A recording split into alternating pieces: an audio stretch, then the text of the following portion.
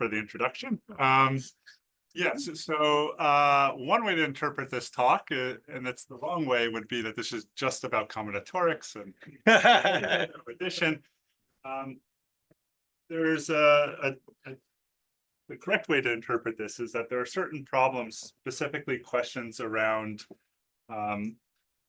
understanding sets with small doubling, where using the group structure is really the wrong thing to do, and actually it can come from a purely combinatorial perspective, and you can get quite far with that.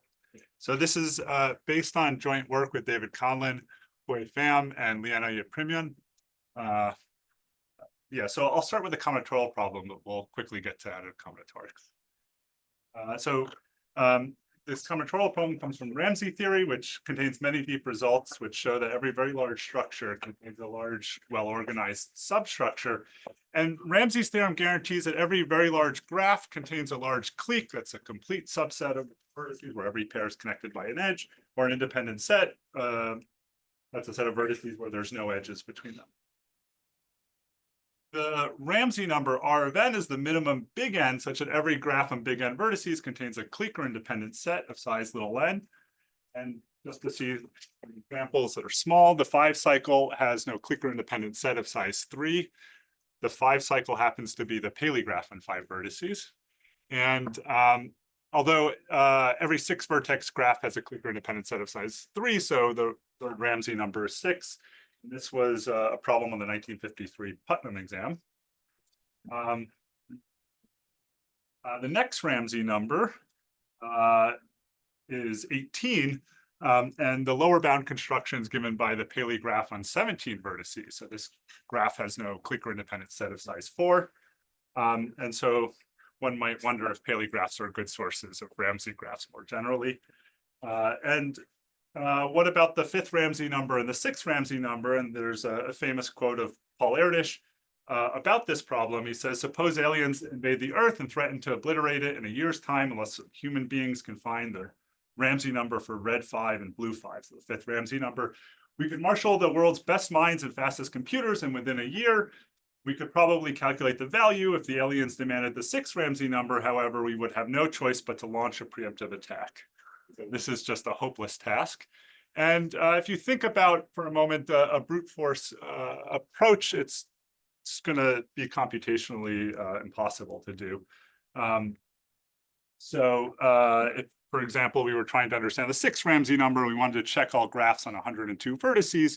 There's 2 to the 102 choose 2. So 102 choose 2 is bigger than 5,000 possible graphs to check. And yeah, so that's not something that's really feasible computationally. And these are the state-of-the-art bounds currently for this problem. This quote of Erdős was from 1990, and it's interesting because the bounds weren't much better then. Computers were much worse. So he thought maybe at that time computers and humans could do the 5th Ramsey number, and but aliens haven't attacked us and demanded for the number. So what? But aliens haven't attacked us and demanded the number, so we haven't marshaled. Right. So this has never been tested. That's true. Okay, the right normalization is through this notion of Ramsey graphs to understand graphs that are good sources for this problem. A graph on n vertices is said to be C Ramsey if it has no clique or independent set of size C times log base 2 of n.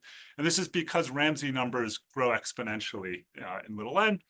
And there's this classical result of Erdős and Sekresh that there's no half Ramsey graph. That means that if you have a graph on big N vertices, it must contain a clique or independent set of size half times log base 2 of n.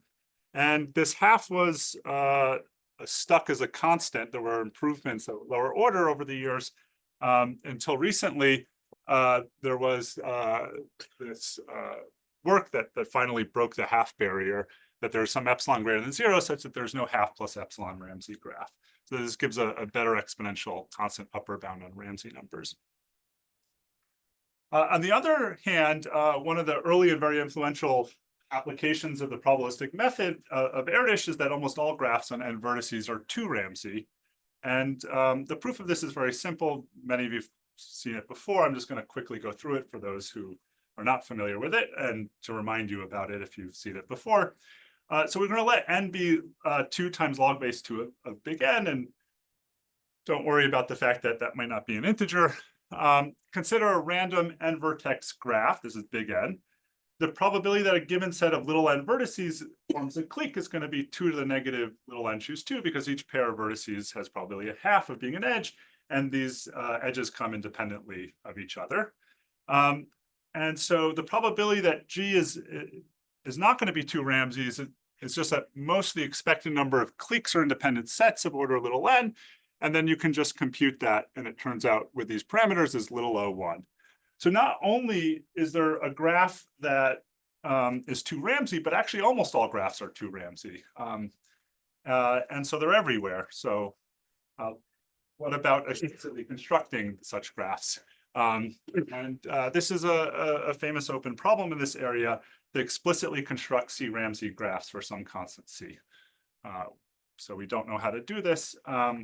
And so these Ramsey graphs are really the dark matter of graphs. They're everywhere, but they're hard to actually find. And along these lines, it's really like searching for a hay in a haystack.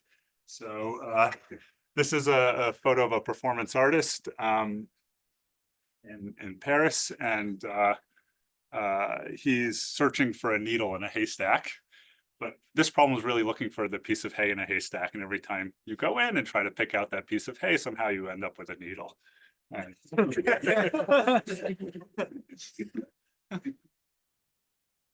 So we saw a couple of examples of Paley graphs. Formally, a Paley graph for a prime that's congruent to 1 mod 4 has vertex set being the elements modulo n, and 2 vertices are adjacent if their difference is a quadratic residue.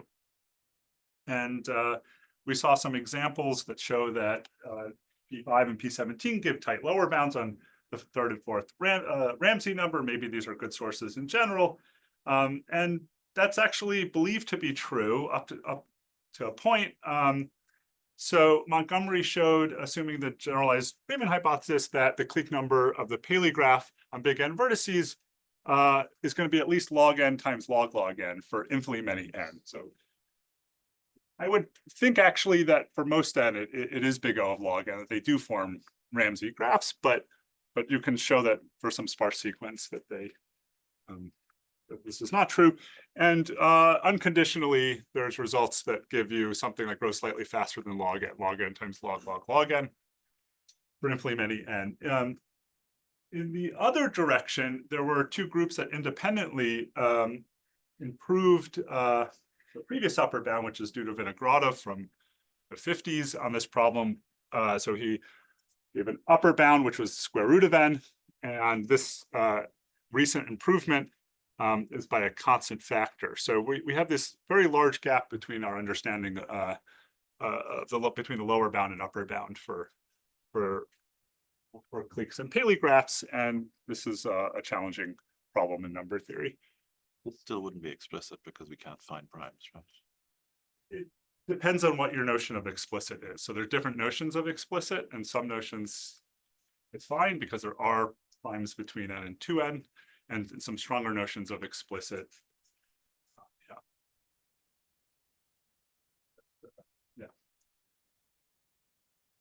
Paley graphs are a special case of a more general family of graphs known as Cayley graphs for a group G and a symmetric subset S. So symmetric means here that if you have an element in S, its inverse is also in S. The Cayley graph G sub S has vertex set being the group, and distinct vertices X and Y are adjacent if X, Y inverse is in the generating set. So Cayley graphs are a special case. And there's a nice conjecture of no-go alone that there's a constant C such that every finite group has a Cayley graph, which is C Ramsey. So their Cayley graphs are a nice source, according to this conjecture, for Ramsey graphs. One very natural approach to this problem is to consider a uniformly random Cayley graph. So every element and its inverse would be in the symmetric subset with probability a half independently of the other elements in the group. And are these uniform random Cayley graphs Ramsey? with high probability here, or even with some decent probability. And so what's known here? Well, Noga alone proved some upper bound, which gets the right ballpark. He showed that almost asymptotically, almost surely, the clique number of a uniform random Cayley graph on any group of order n is big O of log squared of n. And for specifically for the cyclic group of prime order, Ben Green and then later Green and Rob Morris proved that asymptotically, almost surely, for n prime, the clique number of a uniform random Cayley graph on the cyclic group of order n is asymptotically the same as for the Erdős-Renyi random graph. So 2 plus little o1 times log 2 of that.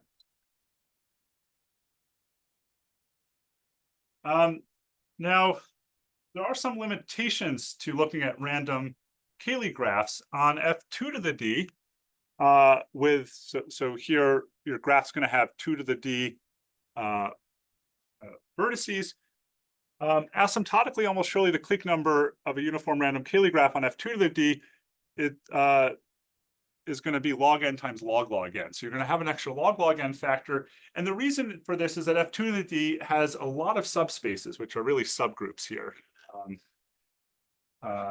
in this setting. So we're looking at f2 to the d, its additive structure here. There's a lot of subgroups. So random does pretty well, but doesn't get all the way to big O log n. And then this result was tightened where there's really some very nice in the follow-up work, tight concentration on the clique number. And really what you're going to end up getting is that the largest clique is going to be a subspace in the Cayley graph. So the first result, new result I want to mention here is that the clique number of a uniform random Cayley graph on any group of order big N is asymptotically almost surely big O of log n times log n. So the bound that you get from f2 to the d is the worst of the possible groups on further on Alone's conjecture, for almost all n, all abelian groups of order n have a Cayley graph, which is Ramsey. And really what's coming up here is that unless n has a large number of factors of 2 and 3 or 3, then you end up getting that all abelian groups of order n have a Cayley graph, which is C Ramsey. So it's lots of factors of 2 and 3 that run into issues. And hopefully I'll make that clearer why that comes up later. C Ramsey means clique numbers at most C log n? That clique and independence number are both at most C log n. That's right. Yeah. So this problem comes down to really counting sets with small product set. Here, this is the definition of AA inverse. And note that a subset A of a group is going to form a clique in the Cayley graph. It's supposed to be, in G sub S, if and only if AA inverse delete 1 is a subset of S. And so you're going to have probability 2 to the minus the size of this set that A will form a clique in a uniform random Cayley graph on G. So if there's not too many sets of size little n with small doubling, then you don't expect in the end to get to get large cliques. And so that's where this result comes in. So in any group G of order n, the number of subsets A of size little n with small doubling is at most this bound, which has 3 factors. The first one looks like n to the k, which is the k is a doubling bound here. The next factor is n to the log little n.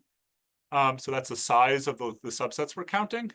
And then there's this factor ck to the little n. And this bound is, each of these 3 factors turn out to be sharp. So there's reasons why each of them appear. So one thing, your group could have a subgroup of order k times little n. If you look at all subsets of size little n from that subgroup, already you have kn choose little n of those subsets, and all of them will have A inverse sitting in that subgroup. And so they'll have that it's at most K times little n. And so you'll get this last factor from this K times little n to little n. So you need a factor like that. The n to the K term comes from if you have a subgroup of size around n, and then you add K arbitrary elements, then you'll still have fairly small doubling, or rather K over 2. And the last factor comes from the fact that, as in F2 to the D, that there's you can have a lot of subgroups of size little n possibly. So in that case, you get this big N to the log n little n factor. So all these factors are really necessary in general. For specific groups, it's not necessarily the case that you have all these factors. This is all, so this big C here is just some absolute constant. And this looks like a result about groups, but because of its generality, one might suspect that it has nothing to do with groups. And that's what I'm going to try to get at here. So we started with questions about additive combinatorics in terms of these product sets. And we're going to get from there to a question that's purely combinatorial, graph theoretic, and we'll try to understand that problem. So let's start with a group of order big N. We're going to color the edges of the complete graph on the group by assigning each edge xy the color, which is xy inverse, but then we want to make it a symmetric set, so we also have y x inverse, the inverse of it. This edge coloring of the complete graph on n vertices is such that each color class is either 1 or 2 regular as a graph. And then a Cayley graph on G is just going to be the edge union of some color classes. So let me just show 2 simple examples of this. So if we just take Z5, so there's 5 elements, 0, 1, 2, 3, 4. And then we look at the value 1, and that gives us a 5 cycle. And then we look at 2.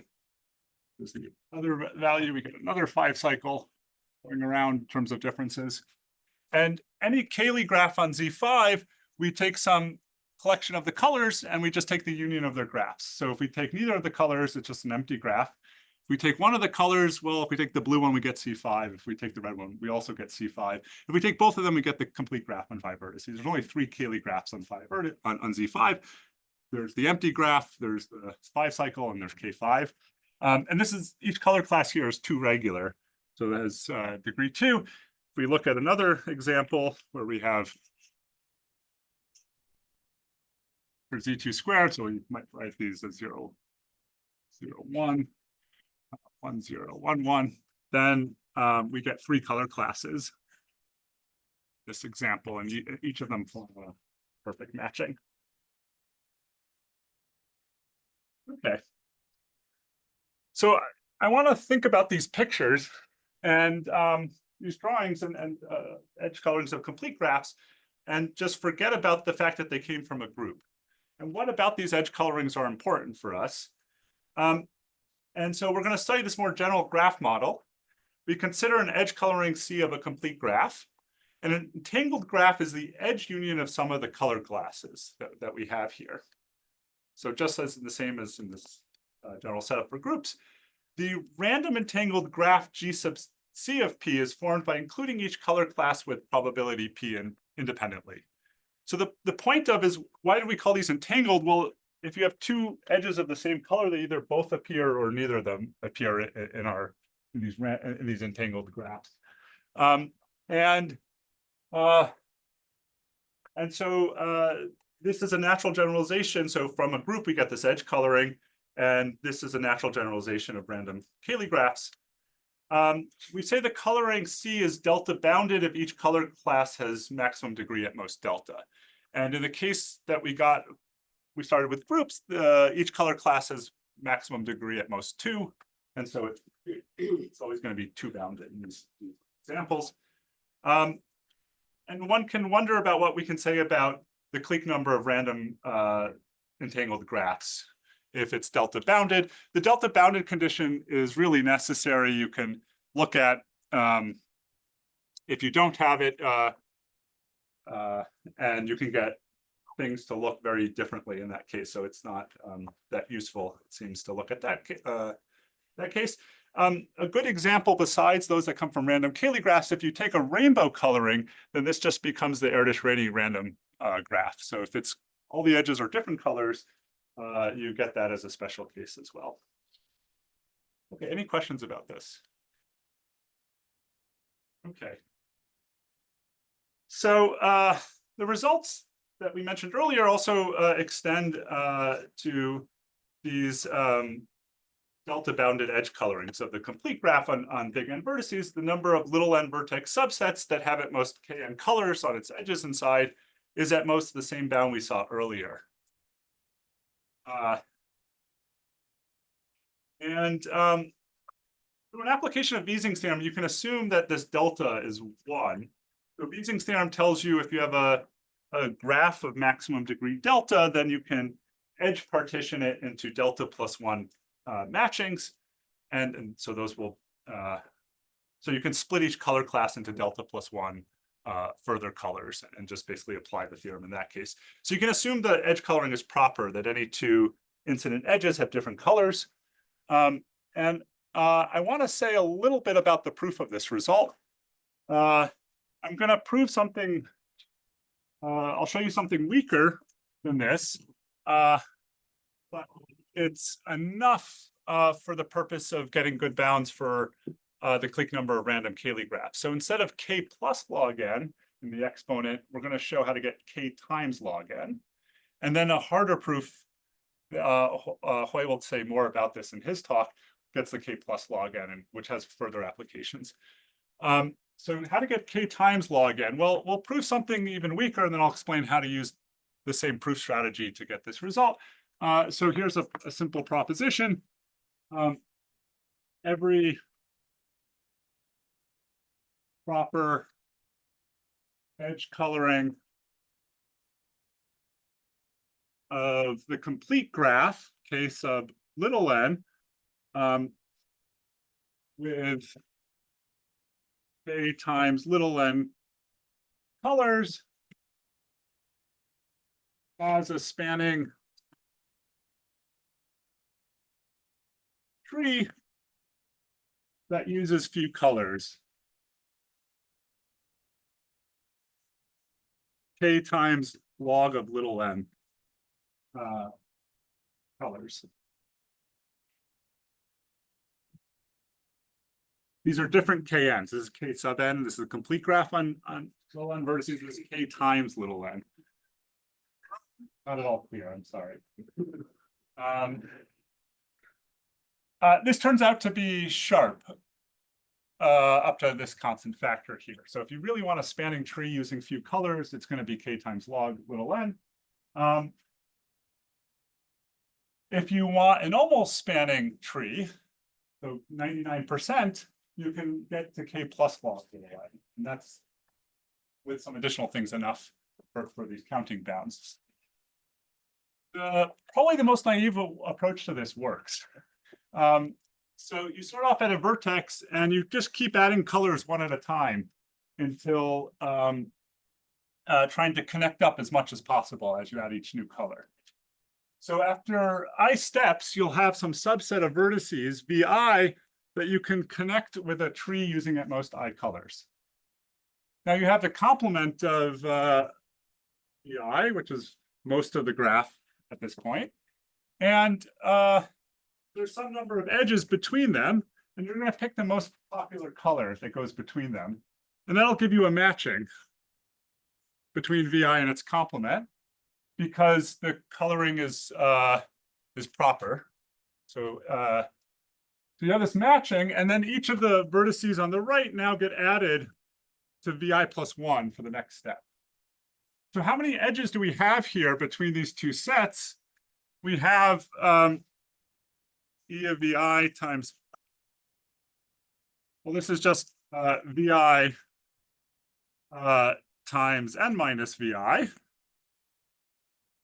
And how many are we going to get in that one color class? Well, we have kn colors. Pigeonhole principle tells us the densest of these colors across will give us at least this times Kn. At most Kn here. So, sorry, this is parentheses here. And if Vi is at most half the vertices, this n minus Vi would be at least n over 2.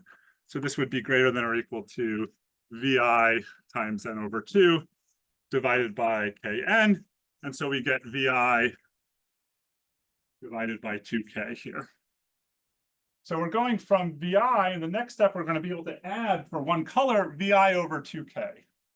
So we're multiplying Vi by 1 plus 1 over 2K in the next step. And after 2K steps, we'll have at least doubled. So in 2K steps, we'll have doubled the size of that connected component. So we're using 2K colors, we can double it. And then just doing that log n times, we can keep growing to get everything. Okay, so that's very simple. Yes. Is this false if you don't assume that it's proper?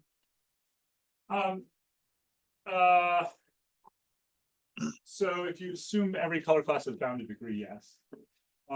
That's a good question. I haven't thought carefully about that question. That's a good question.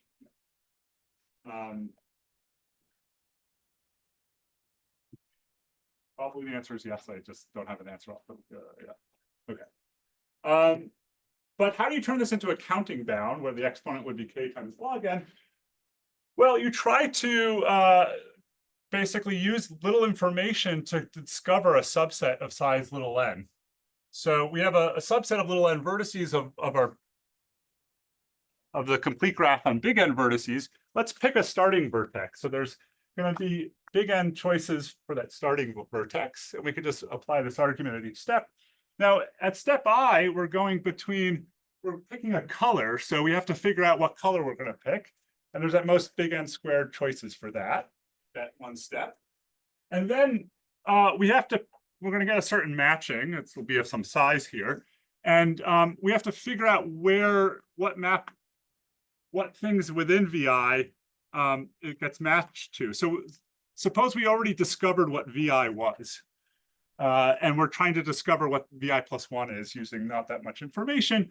So we can figure out which vertices of Vi, because we've already discovered it and it's a small set, we can choose which ones get matched to, and that helps. I mean, that factors into the second factor here.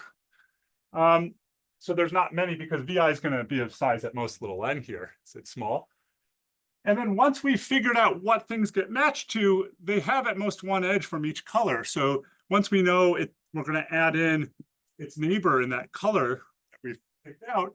This one's now determined as well as all of these. So now using basically big N squared information and a little bit more that comes into the second factor, you then have now determined Vi plus 1. So all the vertices from Vi plus 1. So using a small amount of information, you can determine a subset of size little n.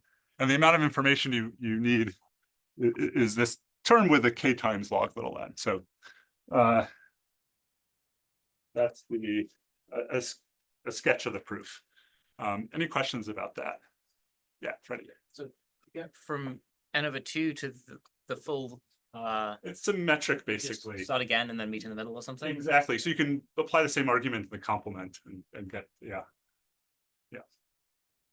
Just to answer the previous question, with that properness, this is very false. You can cover Kn by complete graphs of size root n. I was thinking this projective plane type Yeah, example. construction. Yeah.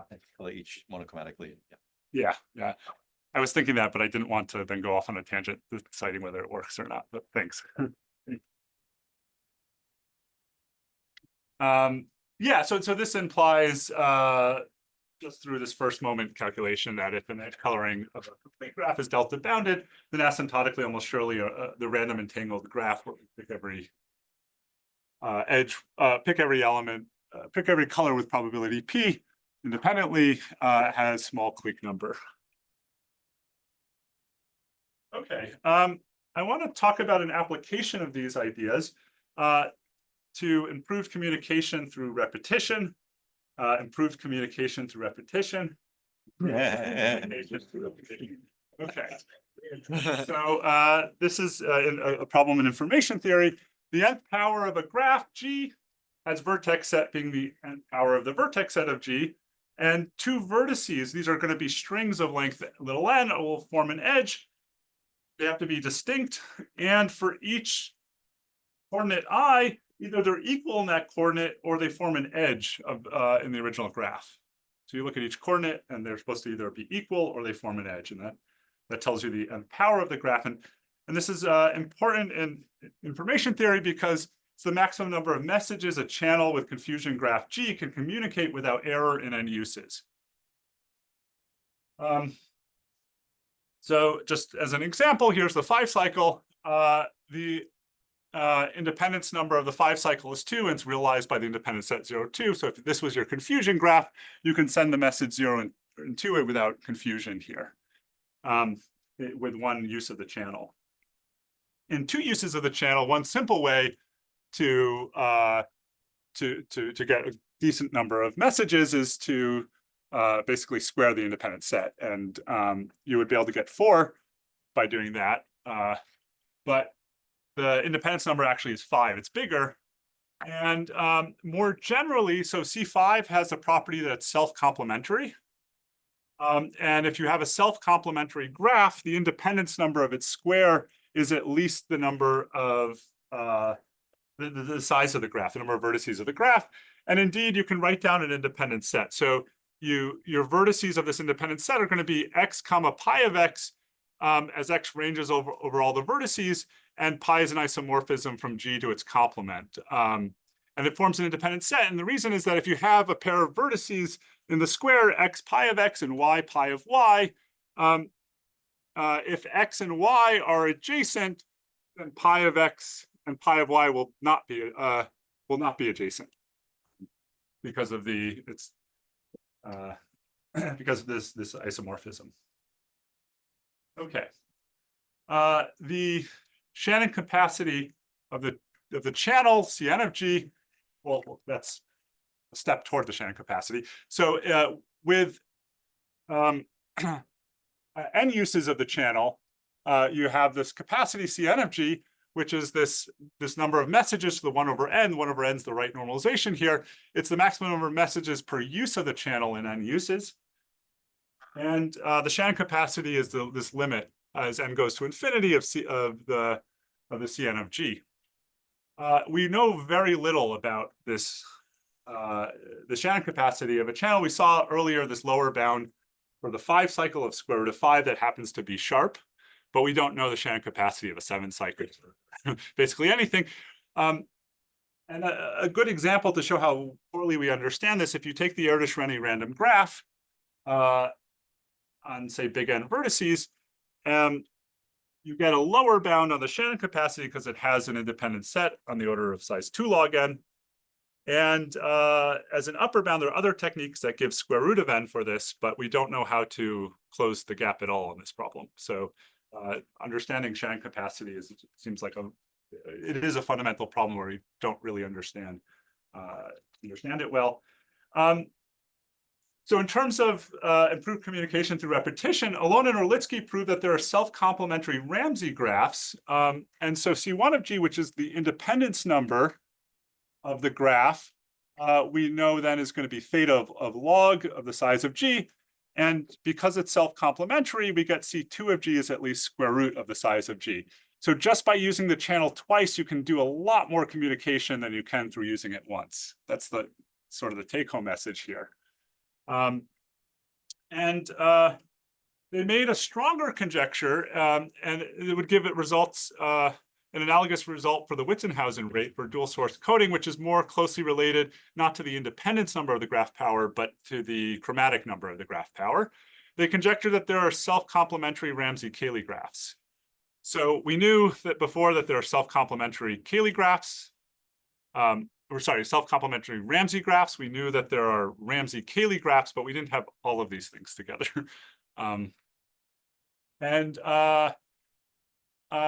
So going beyond uniform random, if we take big N to be 5 to the D, a uniform random symmetric set S in F5 to the D asymptotically almost surely contains a non-zero elements of a subspace of order log n times log n. And hence, it's asymptotically almost surely to contain a clique of that order, this random Cayley graph you get on this on F5 to the D. So this is just the same as what we saw earlier for F2 to the D. So if we take uniform random, it's not a good thing to do on F5 to the D if we really want to make Ramsey-Cayley graphs. However, there are Ramsey-Cayley graphs. In fact, there are self-complementary Ramsey-Cayley graphs on F5 to the D.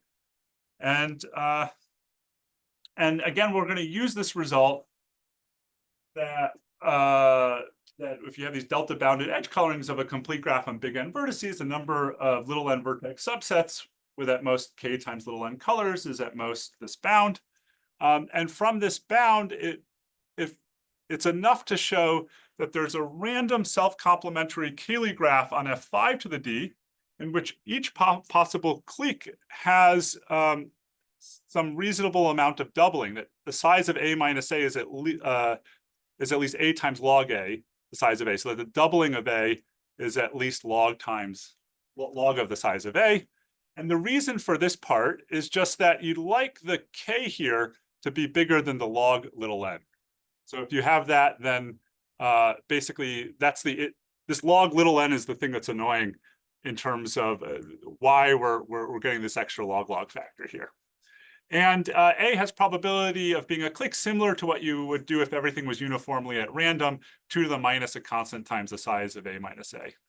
So if you had both those properties, you would you'd have this self-complementary Ramsey-Cayley graph on F5 to the D. So I'm next going to explain how to get those properties. Any questions so far before I do that? Okay. Please feel free to interrupt. Okay, so the theorem is that there's a C-Ramsey self-complementary Cayley graph on F5 to the D. And here's the construction. For each non-zero element x in F5 to the D, we're randomly going to pick either x and 4x or 2x and 3x to be a subset of the generating set S. So if you look at lines through the origin, in F5 to the D, they have 4 non-origin elements, x, 2x, 3x, 4x.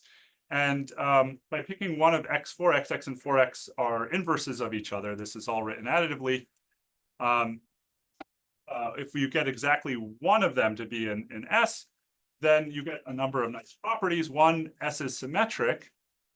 This is because x and 4x are inverses and 2x and 3x are inverses, so that's immediate.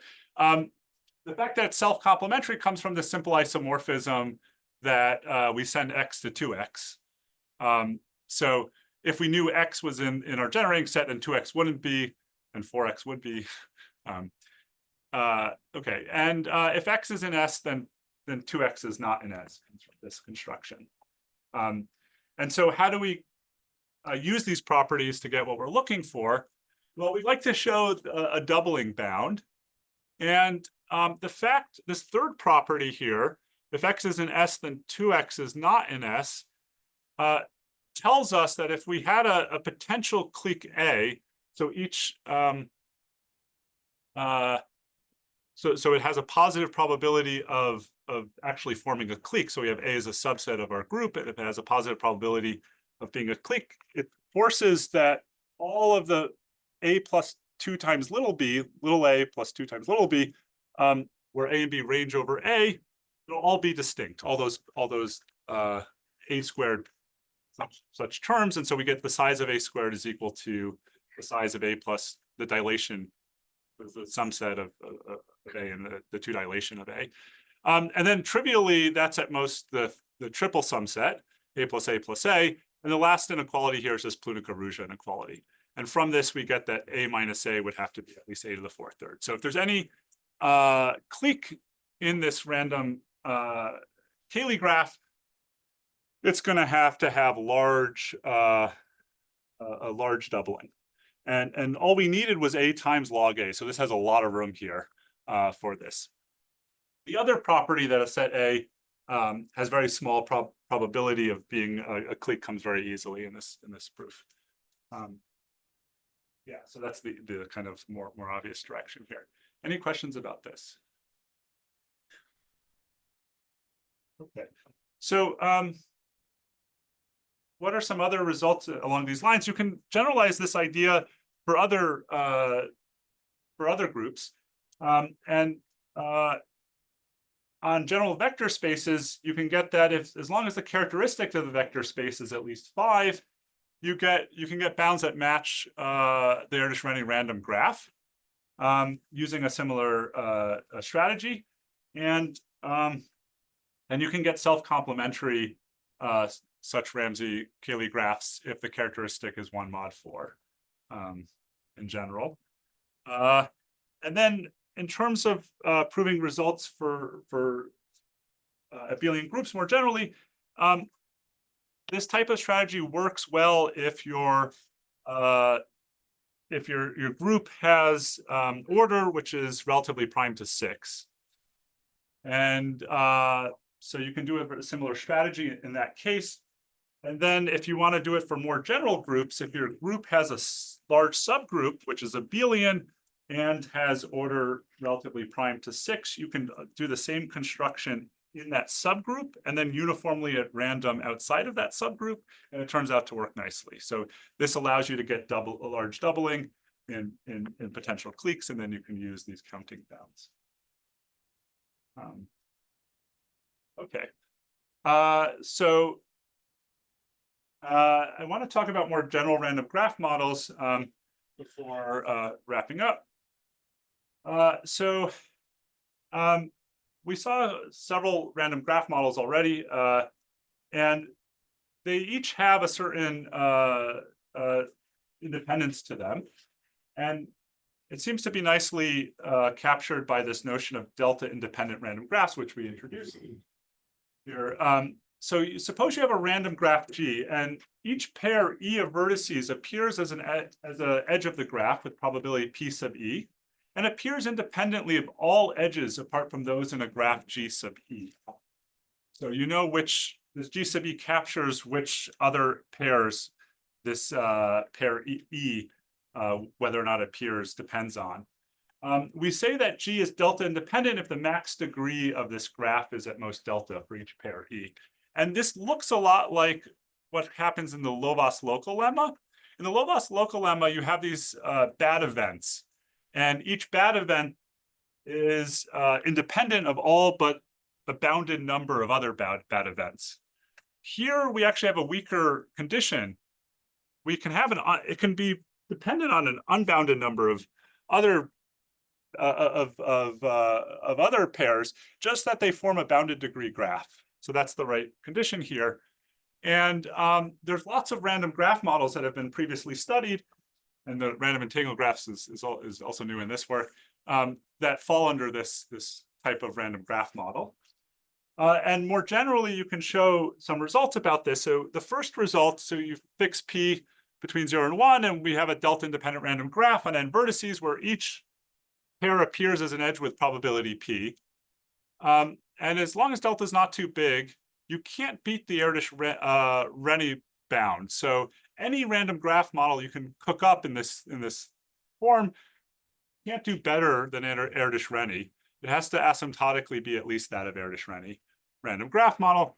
And further, you get an upper bound as long as the delta is bounded on the clique number of the same form of log n times log n. Right, so there's some interesting directions to look at here. I want to finish by mentioning a couple of conjectures here. I want to reiterate this conjecture of no-go alone, which we don't know how to prove in general. There's a constant C such that every finite group has a Cayley graph, which is C Ramsey. We've shown it for, in some sense, most abelian groups, but there's this important step for this that's still left, and it seems that this is really at the heart of the issue. And this toy conjecture is just that there's a 2 coloring of F2 to the D of the non-zero elements of F2 to the D, such that there's no subspace of size constant times D whose non-zero elements are monochromatic, and a uniform random coloring would give you D times log D and not D here. So it's random gets close, but you'd want this type of bound in order to get Ramsey Cayley graphs on F2 to the D.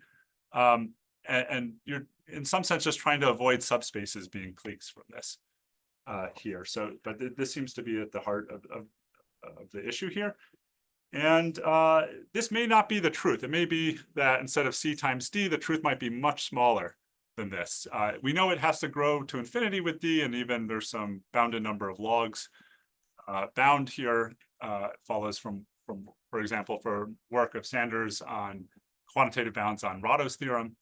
But so you can prove that there will be a subspace whose size tends to infinity with D from Folkman's finite sums theorem for this. But anyways, I'll finish with this, and thank you. Yeah.